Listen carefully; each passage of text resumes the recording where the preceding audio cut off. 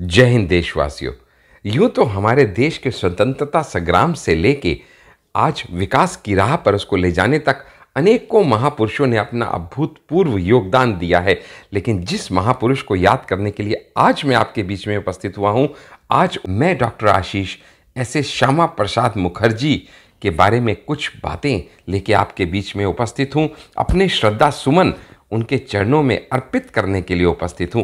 वो श्यामा प्रसाद मुखर्जी जिन्होंने अपने जीवन में अनेकों उतार चढ़ाव देखे, लेकिन एक चीज जो नहीं बदली उनके व्यक्तित्व में कभी भी, और वो थी राष्ट्र प्रेम, वो थी राष्ट्र भक्ति, वो थी राष्ट्र के प्रति उनका समर्पण। वो एक राष्ट्र, संगठित राष्ट्र, भारत को विश्व गुरु बनाने की राह पे ले जाने का जो उनका संकल्प था, वही उनको आज स्मरणीय बना देता है। श्यामा प्रसाद मुखर्जी कोई आम नेता नहीं थे दोस्त। उनके अंदर ये प्रतिभा थी कि वो अपनों को तो अपना बनाने की कला में माहिर थे ही, वो विपक्षियों के दिलों पे राज करने में भी बहुत ही सक्षम थे। इसी वजह से उनकी विचारधारा और राष्ट्रवाद के सिद्धांतों से उन्होंने कभी समझौता नहीं किया। राष्ट्र की अखंडता के लिए उन्होंने अपना सर्वोच्च निछावर करते हुए अपनी जान तक का बलिदान दे दिया इस राष्ट्र की अखंडता के लिए। अभी आपको आगे बताऊंगा। दोस्त, एक दक्ष राजनीतिज्ञ होने के साथ साथ वो एक बहुत ही विद्वान और स्पष्टवादी भी थे। उनका जो संगठन चलाने की कुशल क्षमता थी, उसकी वजह से अपने जीवन काल में अनेकों महत्वपूर्ण पदों को उन्होंने सुशोभित किया। उनके जीवन के 3 मूल सिद्धांत को लेके वो चले। पहला सिद्धांत उनके जीवन में जो था वो था विद्या, दूसरा वित्त और तीसरा विकास। अगर मैं विद्या की बात करूं तो 6 जुलाई 1901 में बंगाल के एक संपन्न परिवार में जन्मा एक बालक किस तरह से विद्या की सीढ़ियां चढ़ता चला गया कि 1921 में अंग्रेजी साहित्य में उन्होंने स्नातक की डिग्री प्राप्त कर ली। इसके बाद ना रुकते हुए 1923 में उन्होंने एमए कंप्लीट कर लिया। 1924 में बैचलर ऑफ लॉ, वो भी कैलकाटा विश्वविद्यालय से किया। वही कैलकाटा विश्वविद्यालय जिसमें आगे जाके उन्होंने विश्व कीर्तिमान बनाया, जो अभी आपको बताऊंगा। रुके रहिएगा इस वीडियो में, जाइएगा मत। 1926 में अपनी बैरिस्टर की डिग्री को पाने के लिए वो इंग्लैंड की तरफ कूच किए और 1927 में वापस भारत बैरिस्टर बन के लौट आए। उन्होंने अपनी विद्या के क्षेत्र में कितना कुछ किया, वो आपको जान के अचंभा तब होगा जब आपको ये मालूम चलेगा कि मात्र 34 साल की उम्र में उन्होंने 1934 में कैलकाटा विश्वविद्यालय का कुलपति बनने का श्रेय हासिल किया। यह विश्व में पहली बार था कि 33 साल की उम्र का कोई विश्वविद्यालय का कुलपति बना हो। ये विश्व कीर्तिमान अगर किसी के नाम जाता है तो श्यामा प्रसाद मुखर्जी के नाम। ये सब मैं आपके बीच में सिर्फ इसलिए रख रहा हूं कि आपको हल्का सा ज्ञान हो कि शिक्षा के क्षेत्र में उनका कितना गहन अध्ययन था। वो एक बुद्धिजीवी थे। ये आपके बीच में स्पष्टीकरण रखने के लिए मैंने उनकी शिक्षा के बारे में बताया। अगर उनके राजनीतिक कार्यकाल के बारे में बताऊं तो आपके लिए इतना ही जानना बहुत रहेगा कि विश्व की सबसे बड़ी राजनीतिक पार्टी भारतीय जनता पार्टी, जिसका जन्म हुआ कहां से, सोच के देखिएगा। भारतीय जनता पार्टी का जन्म हुआ जनसंघ से, और उस जनसंघ के संस्थापक अगर कोई थे तो वो थे श्यामा प्रसाद मुखर्जी। जी हां, ऐसे श्यामा प्रसाद मुखर्जी को आज हम श्रद्धांजलि सुमन अर्पण करने के लिए एकत्रित हुए हैं, और मैं अपने श्रद्धा सुमन उनको पेश कर रहा हूं इस वीडियो के माध्यम से। श्यामा प्रसाद मुखर्जी के बारे में अगर मैं बताऊं तो ज़्यादा कहना उचित नहीं होगा, लेकिन कुछ संक्षेप में आपको कह दूं कि 1930 में उनको कांग्रेस विधान परिषद का सदस्य चुना गया, लेकिन कुछ नीतियों के चलते उन्होंने अपने सिद्धांतों से समझौता ना करते हुए वहां से इस्तीफा दे दिया। इसके बाद कलकत्ता में सरकार, जब फजल हक की सरकार बनी तो वहां उनको वित्त मंत्री का दर्जा दिया गया। वहां पे भी उन्होंने कुछ दिन बाद अपना इस्तीफा पेश कर दिया, क्योंकि सिद्धांतों के साथ कोई समझौता वो कर नहीं सकते थे। लेकिन जिस तरीके से उनकी राजनीतिक सोच थी, जिस तरीके से वो आगे बढ़ रहे थे, उसको देखते हुए 1940 में अखिल भारतीय हिंदू महासभा का उनको कार्यकारिणी अध्यक्ष नियुक्त किया गया। 4 साल उन्होंने भरपूर वहां काम किया, जिसके चलते 1944 में उनको पूर्ण अध्यक्ष के रूप में अखिल भारतीय हिंदू महासभा के स्थापित किया गया। उनके इस 4 साल के अंदर उन्होंने अनेकों ऐसे कार्य किए जो स्मरणीय हैं। लेकिन सबसे बड़ी बात अगर मैं आपको बताऊं तो पश्चिम बंगाल के आज जनक के रूप में उनको जाना जाना गलत नहीं है।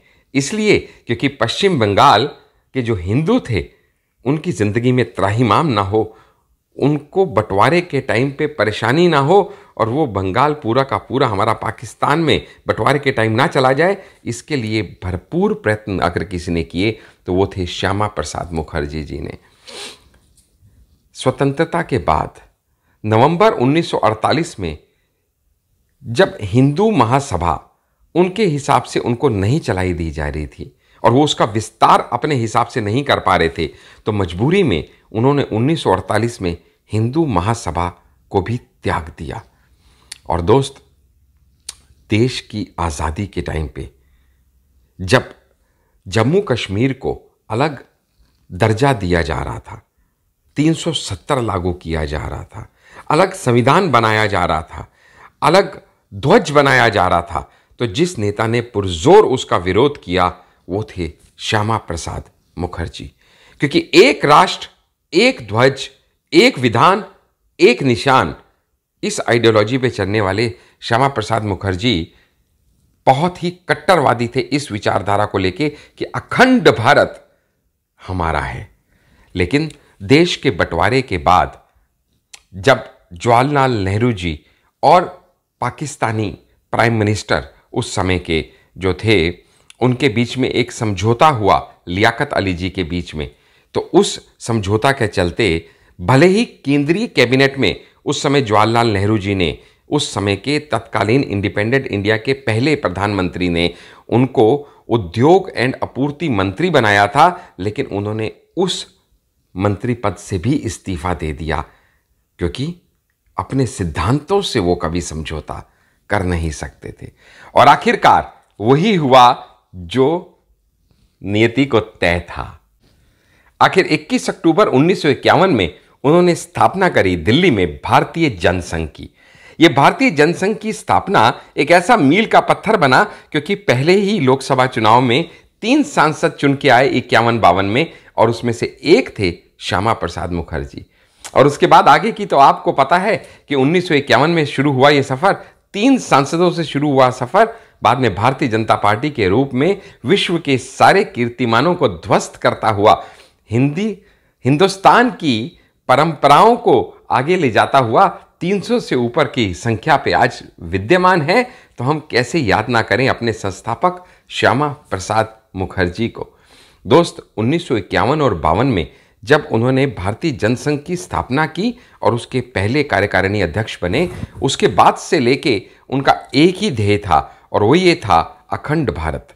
उनका ध्येय था कश्मीर को पूर्णतः भारत में विलय करना। उनका ध्येय था 370 की खिलाफत करना, और इसके लिए उन्होंने अनेकों जनसंपर्क पद यात्राओं से लेके संसद में अपना विरोध तक दर्ज किया। अनेकों इस तरह के कार्यक्रम उन्होंने चलाए। लेकिन दोस्त, क्या कहते हैं ना, जब आप किसी की खिलाफत करो तो वो किसी को पसंद आता नहीं। इसी दौरान चलते हुए कुछ ऐसी बातें हुई जो अप्रिय थी, जो आज तलक संदेह के घेरे में है और जिनके ऊपर कोई कमेटी, कोई जांच नहीं की गई। आप समझ सकते हैं मैं किस तरफ इशारा कर रहा हूं, क्योंकि जब उन्होंने ये देखा कि परमिट लेके जम्मू कश्मीर में जाना पड़ रहा है, तो क्या जम्मू कश्मीर भारत का हिस्सा नहीं? उन्होंने इसका पुरजोर विरोध किया। जब उन्होंने देखा कि वहां के मुख्यमंत्री को वहां का प्रधानमंत्री समझा जाता है, उन्होंने इसका विरोध किया। जब वहां का ध्वज अलग हुआ, संविधान अलग करने की बात हुई, उन्होंने इसका पुरजोर विरोध किया। और यही विरोध बहुत से लोगों को आंखों में खटकने लगा। लेकिन वो रुके नहीं, वो थमे नहीं। उन्होंने सोच रखा था चाहे कुछ भी हो जाए, मैं अखंड भारत के लिए अपना प्रयास जारी रखूंगा। और उसी प्रयास के चलते हुए उन्होंने 1952 की एक जनसभा में ये डिक्लेयर भी कर दिया कि जब तक जम्मू कश्मीर के निवासियों, मैं आपको पूर्ण भारत के अंदर सम्मिलित होने का दर्जा नहीं दिला देता, मैं रुकूंगा नहीं, भले ही चाहे इसमें मेरी जान ही क्यों ना चली जाए। इतना ही नहीं, उस समय डोगरा समाज के साथ भी वहां बहुत सी कुरीतियों के साथ साथ बहुत सी अन्याय हो रहे थे, क्योंकि वहां के उस समय जो शेख अब्दुल्ला थे, उन्होंने डोगरा समाज के लोगों को भारत जाने का आदेश सुना दिया था, अपनी जमीन यहीं छोड़ के। इस अन्याय के खिलाफ भी अगर किसी ने आवाज उठाई तो वो थी श्यामा प्रसाद मुखर्जी। और दोस्त, इसी दौरान 8 मई 1953 को जब वो चल पड़े जम्मू कश्मीर में इस परमिट संस्था को, इस परमिट प्रक्रिया को चैलेंज करने के लिए और डोगरा समाज की मदद करने के लिए 370 को हटाने की अपनी मांग को लेते हुए, उस समय 1953 में 8 मई को जब उन्होंने यात्रा आरंभ की तो उन्होंने 10 मई को अमृतसर में ही ये डिक्लेयर कर दिया था कि चाहे कुछ भी हो जाए, भले मेरी जान चली जाए, लेकिन मैं जम्मू कश्मीर को अखंड भारत का हिस्सा बनाने में कोई कसर नहीं छोड़ूंगा। इसी दौरान 11 मई को उनको जम्मू कश्मीर के 2 किलोमीटर अंदर अरेस्ट कर लिया गया। एक वर्तमान सांसद को अरेस्ट कर लिया गया और अरेस्ट करने के बाद सेंट्रल जेल और उसके बाद किसी अनजान जगह पे नज़रबंद करके किसी घर में रख दिया गया। अगले 1 महीने उनको किसी से मिलने दिया नहीं गया, कोई परिवारजन उनके संपर्क में नहीं था। और सिर्फ ये सूचना आई कि 22 जून को उनको अस्पताल में दाखिल किया गया और 23 जून को 1953 में उनका निधन हो गया। बहुत सी मांग उठी उस समय भी तत्कालीन प्रधानमंत्री जवाहरलाल नेहरू जी के पास कि इनके इस अकस्मात मृत्यु का जांच कराई जानी चाहिए, लेकिन कोई जांच कमेटी नहीं बैठी, किसी तरह की जांच नहीं हुई और इस भारत के सपूत को यूं ही पंचतत्व में विलीन कर दिया गया। यह आज भी प्रश्न चिन्ह है, क्योंकि श्यामा प्रसाद मुखर्जी जिस ध्येय को लेकर चल रहे थे, श्यामा प्रसाद मुखर्जी ने जिस तरह से भारत मां की सेवा में अपने जीवन का बलिदान दिया, श्यामा प्रसाद मुखर्जी ने जिस अखंड भारत की कल्पना करी, कोई भी हम में से जो राष्ट्रवादी है आज इस बलिदान को समझते हुए ये जानेगा, ये समझेगा कि अगर हम में भी देशभक्ति का कतरा भी जिंदा है तो मैं इस वीडियो को आगे जरूर भेजूंगा, जन जन तक उनके प्रयासों को पहुंचाऊंगा। यही शायद उनको सच्ची श्रद्धांजलि होगी।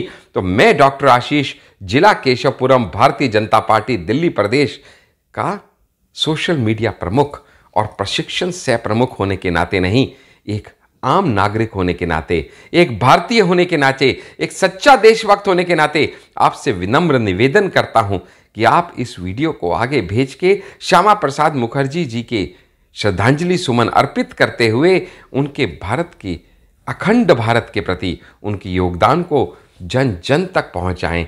इन्हीं शब्दों के साथ अब मैं आपसे विदा चाहता हूं। जय हिंद, जय भारत।